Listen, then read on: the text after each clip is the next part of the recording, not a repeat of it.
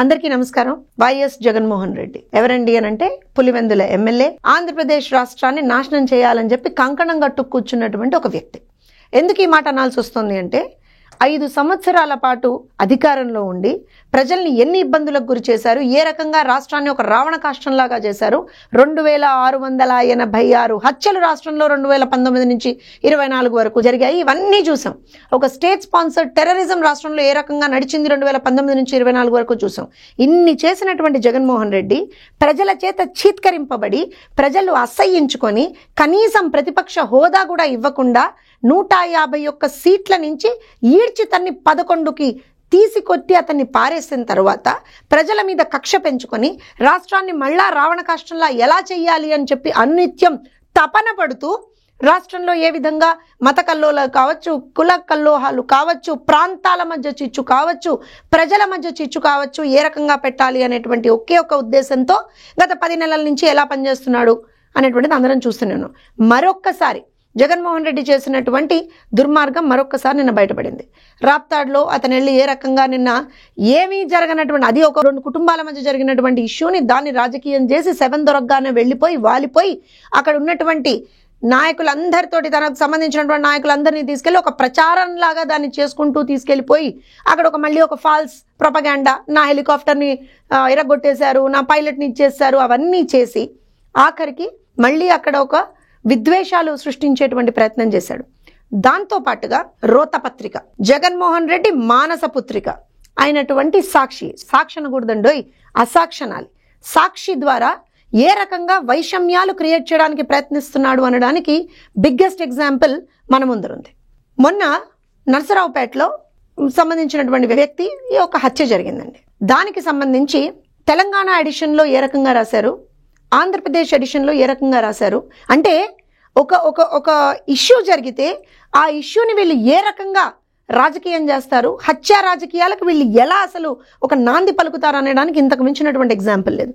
ఇది సాక్షి యొక్క తెలంగాణ ఎడిషన్. ఇందులో సాగర్లో కిడ్నాప్ అయిన వ్యక్తి హత్య, భూ వివాదాల కారణంగా అంతమొందించినటువంటి అల్లుడు. ఐ హోప్ ఈ వీడియో జగన్మోహన్ రెడ్డి కూడా చూడాలని కోరుకుంటున్నా. ఎందుకంటే మరి తనని ఇబ్బందులు పెట్టడానికే, తనని ఒక సూప్లో పారేయడానికే భారతిరెడ్డి గారు ఈ రకంగా ఇరికించిందేమో అని అయితే నేను అనుకుంటున్నా. చూడండి, ఇక్కడ నాగార్జున సాగర్లో కిడ్నాప్ అయిన వ్యక్తి దారుణ హత్యకు గురయ్యాడు. భూమి పంచాయతీ కారణంతో సొంత అల్లుడే అంతమొందించాడు. ఈ హరిశ్చంద్ర అనేటువంటి వ్యక్తిని అతని సొంత అల్లుడైనటువంటి బెజవాడ బ్రహ్మం అనేటువంటి వ్యక్తి భూ వివాదాల కారణంగా అతన్ని హత్య చేశాడు. ఇది తెలంగాణ ఎడిషన్లో వచ్చినటువంటి వార్త. సేమ్ డే ఆంధ్రప్రదేశ్లో ఏ విధంగా వార్త రాశారో ఈ అసాక్షి చూద్దాం. పెన్షన్ కోసం వస్తే పాశవికంగా హత్య, పల్నాడు జిల్లా పసవేముల్లో టీడీపీ గుండాల ఘోరం. ఇక్కడ వాళ్ళు టీడీపీ అని తెలీదా? పోనీ నీ మాటే వింటే. తన పొలంలోనే వైఎస్ఆర్సీపీ నేత హరిశ్చంద్ర మృతదేహం లభ్యం. మరి ఇక్కడ హరిశ్చంద్ర వైఎస్ఆర్సీపీ నేత అని నీకు తెలీదా? ఏంటిది?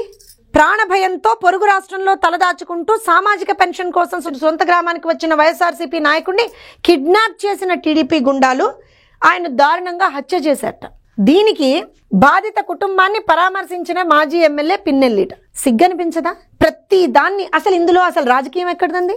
ఇందులో టీడీపీ వైఎస్ఆర్సీపీ ఎక్కడది? అసలు ఏం మొహం పెట్టుకొని ఇది రాశారు? ఎవరు రాశారు? ఇది సాక్షిలో జగన్మోహన్ రెడ్డి గారు చెప్తే రాశారా, భారతిరెడ్డి గారు చెప్తే రాశారా? లేకపోతే ఈ దిక్కుమాలిన సలహా ఎవరిచ్చారు? అంటే రాష్ట్రాన్ని రావణ కాష్టం చేద్దామనే కదా. ఇందులో టీడీపీకి ఏం సంబంధం ఇందులో టీడీపీకి? మీ ఇష్టం వచ్చినట్టు రాష్ట్రంలో ఇలాంటి రకంగా ఇబ్బందులు గురి చేద్దాం, ప్రజల మధ్య విద్వేషాలు సృష్టిద్దామని అనుకుంటున్నారా? ప్రజలు సుభిక్షంగా ఉంటే చూడలేరా? Is this what is called journalism? Ethics అనేవి లేవా మీకు? సాక్షి మీడియా నడుపుతున్నటువంటి వ్యక్తిగా భారతిరెడ్డి గారు మీకు ఎథిక్స్ లేవా? జర్నలిజం అనేటువంటిది ఒక స్ట్రాంగ్ పిల్లర్ సమాజానికి.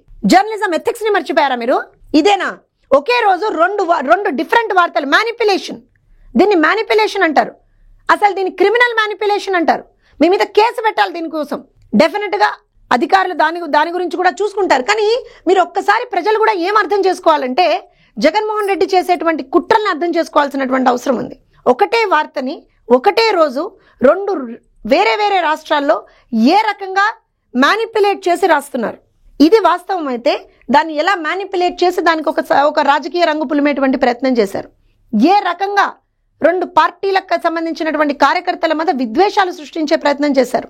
ఇంత చేసిన తర్వాత కూడా సిగ్గు లేకుండా నిన్న మళ్ళీ రాప్తాడొచ్చి పోలీసుల గురించి మాట్లాడడం, పోలీసుల్ని అనకూడని మాటలు అనడం. అంటే అసలు జగన్మోహన్ రెడ్డికి ఎథిక్స్ అనేటువంటివి లేవు, పొలిటికల్ ఎథిక్స్ అనేటువంటివి లేవు. ఏ విధంగా కూడా రాష్ట్రంలో ఉండడానికి కూడా జగన్మోహన్ రెడ్డి అనర్హుడు అనడానికి ఇంతకు మించినటువంటి ఎగ్జాంపుల్ లేదు.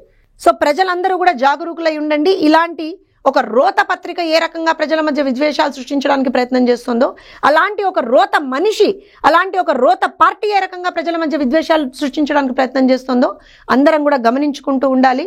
5 సంవత్సరాలు రాష్ట్రాన్ని ఏ రకంగా వాళ్ళు ఇబ్బందులకు గురి చేశారు, అతి కష్టం మీద రాష్ట్రాన్ని మళ్ళీ అభివృద్ధి పదంలోకి గాడిలో పెట్టేటువంటి ప్రయత్నం కూటమి ప్రభుత్వం ఏ రకంగా చేస్తోంది, దాన్ని కూడా మళ్ళీ అడ్డుకునేటువంటి ప్రయత్నం వైఎస్ఆర్సీపీ ఏ రకంగా చేస్తోంది, వీటన్నిటిని మనం చాలా చాలా జాగ్రత్తగా గమనించాల్సినటువంటి అవసరం ఉంది. ప్రతి ఒక్క ఇలాంటి అటెంప్ట్స్ ఏవైతే వీళ్ళు చేస్తున్నారో వాటన్నిటిని కూడా తిప్పికొట్టాల్సినటువంటి అవసరం ఉంది. రాష్ట్రాన్ని అభివృద్ధి పదంలోకి తీసుకెళ్దాం. ఇలాంటి దుర్మార్గుల్ని, ఇలాంటి గుండాల్ని, ఇలాంటి నయవంచకుల్ని రాష్ట్రం నుంచి తరిమికొడతాం.